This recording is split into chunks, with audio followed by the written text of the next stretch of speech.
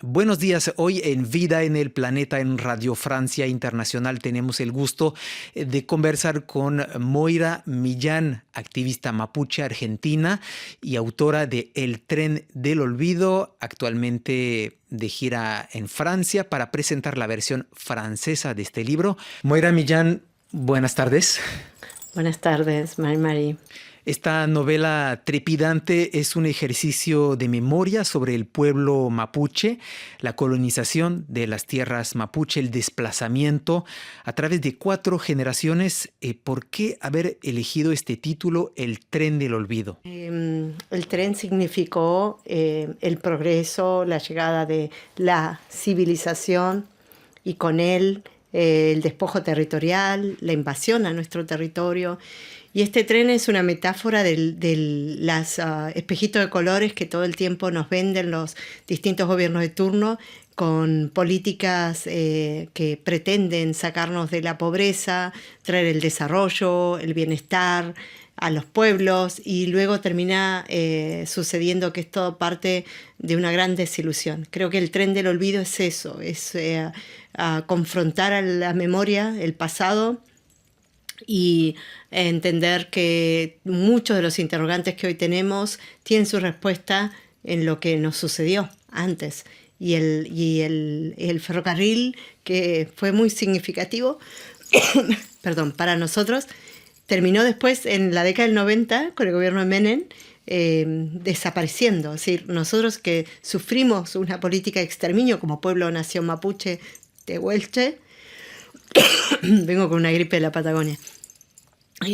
Finalmente, justamente tratando de resistir frente a la avanzada de ese modelo desarrollista, capitalista que llegaba a nuestros territorios, ese símbolo que era el ferrocarril también después luego sucumbe frente al neoliberalismo. También sufre el exterminio, ese ferrocarril tal cual lo conocimos. Entonces el tren del olvido es un revisionismo histórico y es una lucha contra la desmemoria de los pueblos. ¿Se inspiró de alguna forma de la historia de su propia familia para tejer esta novela? Sí, de hecho mi abuelo puso las vigas del tren, las vías. Tuvo un accidente ahí mi abuelo. Mi padre fue maquinista, manejó la locomotora, este trencito a vapor. Mis tíos trabajaron en el ferrocarril. Perdón. Y mi sueño era ser ferroviaria, hasta que Menem privatizó. Pero pude recorrer todos los ferrocarriles de Argentina, pude conocer cómo vivían los pueblos que dependían de la llegada del tren, y más tarde, posteriormente, volví a hacer el mismo recorrido, ya con las estaciones ferroviarias cerradas, y vi la cantidad de pueblos fantasmas que quedaban a la ribera de las vías como testigos mudos y espectros de lo que alguna vez fue los pueblos ferroviarios. En este libro usted alude a un episodio trágico de la historia mapuche que me llamó la atención, la captura de varios mapuche que fueron enviados aquí, a París, a Francia, para ser exhibidos en un zoológico humano. Esa es una página triste de la historia, lamentablemente real, está documentado, donde no solamente fueron... Sí, hasta con fotos. Sí, no solamente vinieron mapuches, tehuelches, fueron traídos, también otros pueblos indígenas, y en esta exotización de la vida y de las personas que habitábamos otros confines de la tierra, se intentó hacer un espectáculo de estos pueblos, y por supuesto contra su voluntad fueron traídos y exhibidos para la gran feria de ciencia que se hizo aquí en París. Bueno, justamente se levantó la Torre Eiffel en esa época, y eran parte, digamos, del atractivo y el entretenimiento en condiciones inhumanas, ¿no? Muchos de ellos murieron en el camino. Esta novela es también la de un encuentro. Hay un personaje de un migrante irlandés y una mujer mapuche. Era importante también plasmar a través de los personajes la idea del mestizaje, esa noción tan central, tan compleja en Latinoamérica. Sí, También la analogía de los pueblos que resisten en el mundo, que el pueblo irlandés, un pueblo tan lejano a nuestra territorialidad, sin embargo, enfrentando un enemigo común que era la corona británica, porque en Patagonia, muy poca gente lo sabe, durante mucho tiempo, más de un siglo, la corona británica poseyó prácticamente la Patagonia, y el trazado del ferroviario se hizo en función de los intereses económicos de los ingleses, y tenían mano de obra esclava, que éramos todos nosotros, los pueblos indígenas, con el aval y la complicidad del gobierno argentino. Entonces, la analogía esta de la lucha de los irlandeses por su libre determinación, la lucha mapuche contra esa colonialidad que iba tomando los territorios y tomando su vida, y en un punto histórico tan adverso, de tanta complejidad, se encuentran dos personas que aparentemente vienen de mundos muy diferentes, pero logran enamorarse y encontrarse en el sentido más profundo y absoluto de su humanidad. Efectivamente es una novela pues también de amor, de luchas históricas, de luchas sociales, de guerras. En esta novela también rescata usted la cultura mapuche, su lengua y muchas palabras también del idioma, del mapudungún, sus creencias, sus ritos, los vínculos con la tierra. ¿De qué manera las culturas tradicionales de Latinoamérica podrían o pueden ser clave para salvarnos de la crisis psicológica? Porque también es una temática que la ha guiado a través de todos estos años, que es la defensa de la tierra. Yo creo que frente a la crisis civilizatoria hay muchas respuestas en la defensa de una cosmovisión que establece el cosmocentrismo, es decir, cómo nos relacionamos en amorosidad, en reciprocidad, esa palabra tan olvidada, y con total y absoluto respeto hacia todas las formas de vida y los modos de habitar el mundo. Creo que los pueblos indígenas hemos logrado, a pesar de todo y a pesar de una colonización y un genocidio que nos atravesó en la historia, salvaguardar esos principios, ese legado de nuestros Cuifiquecheyén, de nuestros ancestros, nuestras ancestras.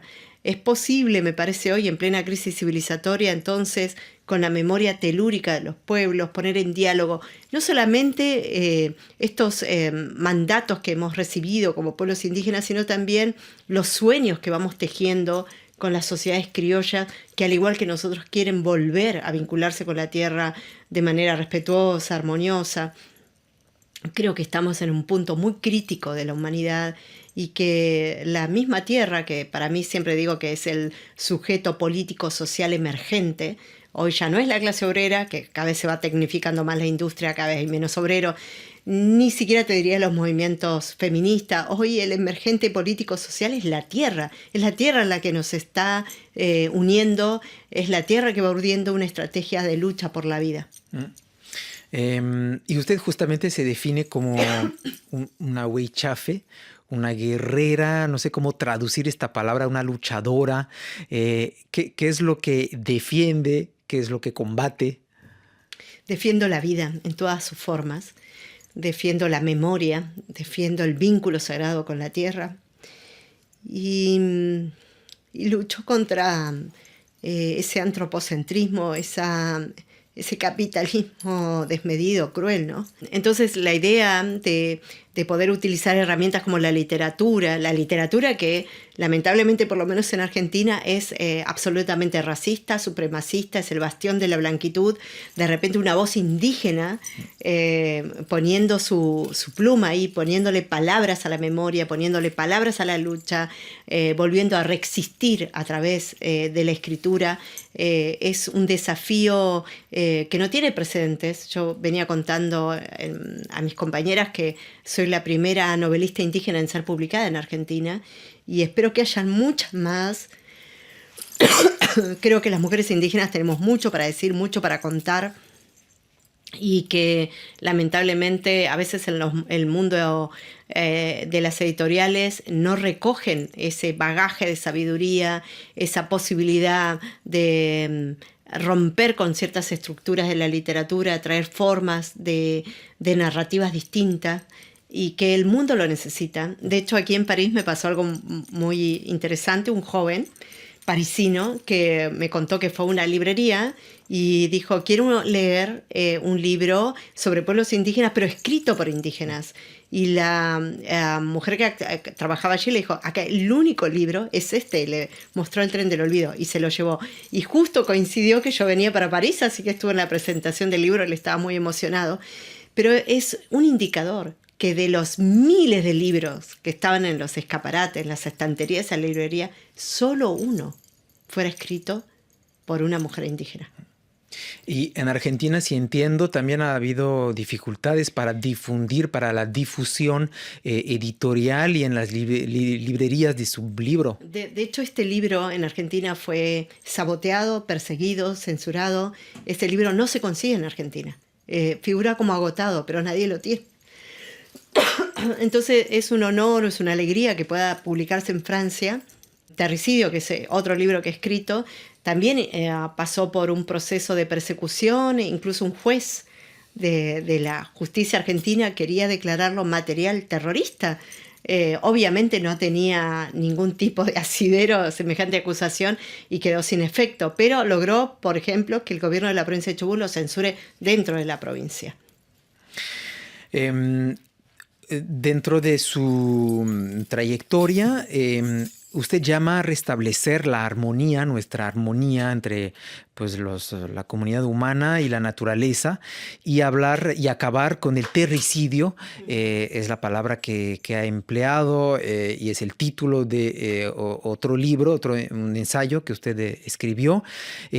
A nivel político, ¿qué significa? ¿Cómo podría concretarse esta propuesta, esta idea de mantener un vínculo con lo vivo un poco más equilibrado, que es el que mantenemos ahora? Primero, el entendimiento, la comprensión de que todas las vidas se ensamblan, todas las vidas importan y todas las formas de vida son necesarias.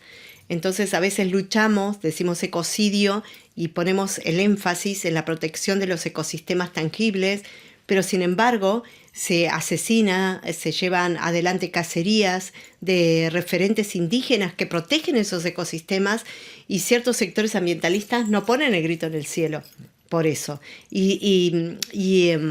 Nosotros decimos que cada vez que desaparece un elemento de la naturaleza, desaparece con él un elemento de nuestra cultura y viceversa. Es decir, que es tan importante la preservación de los ecosistemas como la preservación de los ecosistemas intangibles, de lo cultural, de los modos y formas en que se conocen esos mundos y se sostiene la vida.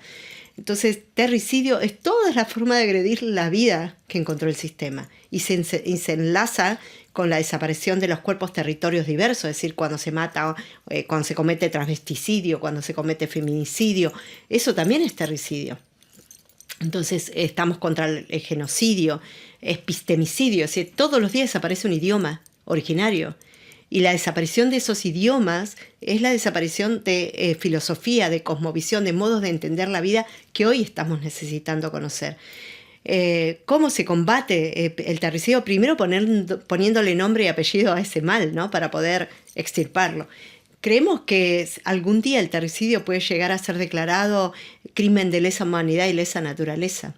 Y que muchos de los crímenes que hoy son llevados a un campo casi de simplificación de delitos comunes puedan entenderse en la dimensión y en la magnitud que tienen. Y que, por supuesto, los principales responsables son los gobiernos, los estados-nación, las empresas. Las empresas deberían ser juzgadas por terricidio.